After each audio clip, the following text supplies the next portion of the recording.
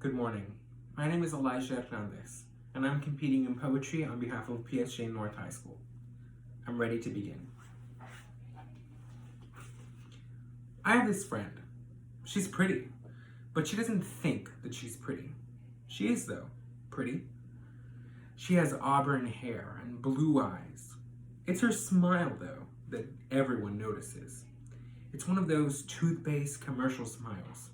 The kind of smile that celebrities are willing to pay a cosmetic dentist some serious money for.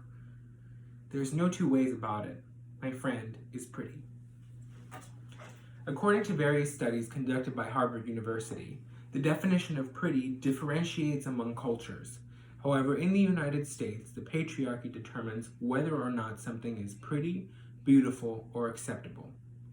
Today I present to you Pretty by Yolanda Williams.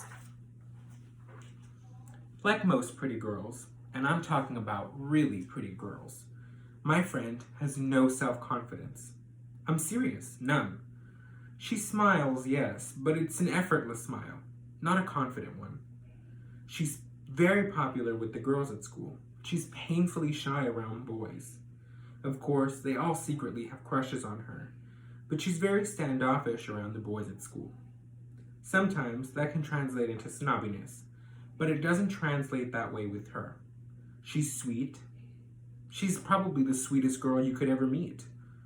There's something almost irritating about someone being so pretty, but at the same time being so oblivious as to how advantageous being pretty can actually be in today's world.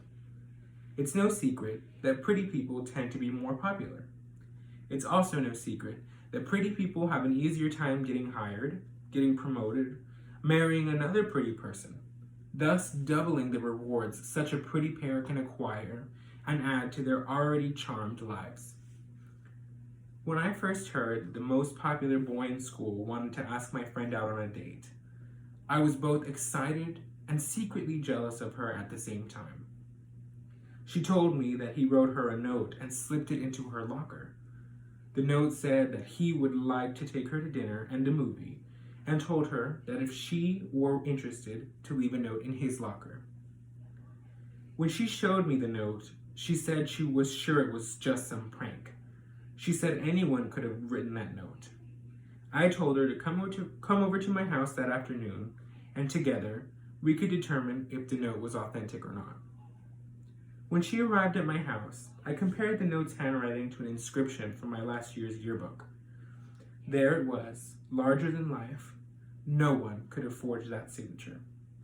It was a perfect match. It took some manipulation, but I finally convinced my friend to respond immediately. My friend gave me a million excuses as to why she wouldn't accept that date, but I made her see the big picture. Here was a guy that A, either knew she was too shy to be approached face to face, therefore created the perfect situation for her to get up enough courage and accept the invitation, or B, was as timid as she was, thus becoming the perfect first date for her. We spent the better part of an hour coming up with a perfect response to the most popular boy in school's request for a date. I dug out some old stationery that my friend wrote. Okay, true.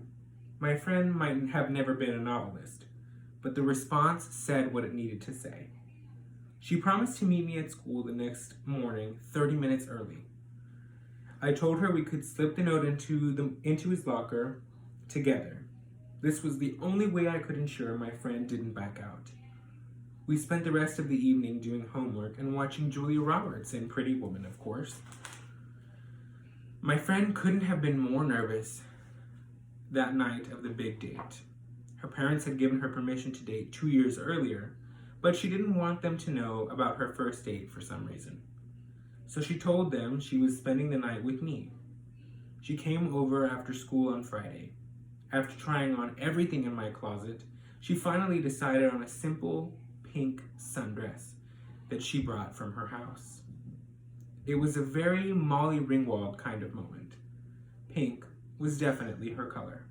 She looked very pretty in pink.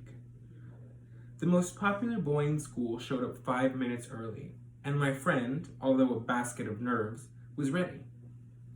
We hugged. I told her to have a great time, and off she went to begin what was sure to be the first of many Cinderella moments. When midnight approached, I started to worry. At 1:45, I was beside myself. What do I do? She wasn't answering her cell phone. Do I call her parents? Do I wake my parents? I decided to wait it out. Maybe she went back to her house. Suddenly, there was a soft knock on my window. I peeked through the blinds and waved my friend to the front door. Opening the door, I expected to see my friend smiling and reeling in the magic of a night to remember, but my friend wasn't smiling. She pulled me onto the front porch and told me everything. He had taken her out to dinner, then a movie. He then asked if she wanted to take a walk in the park. She was reluctant, but decided to go to the part of a park. It was dark, she said. They might even have been the only two in the park at that hour. She told me she kept telling him no, but he wouldn't listen. She said she felt helpless. She tried to fight him off, but he overpowered her. I was shocked at what she was telling me. I felt so sorry for her. After all, I was the one who insisted she go out with this guy. I was the only one who told her that she had to go out with this guy. Now, I was trying to convince her to go to the police. She said she'd talk to her parents in the morning, but right now, all she wanted to do was take a shower and go to sleep. Again, I told her I was sorry. I brushed her hair back and reminded her that she didn't do anything wrong.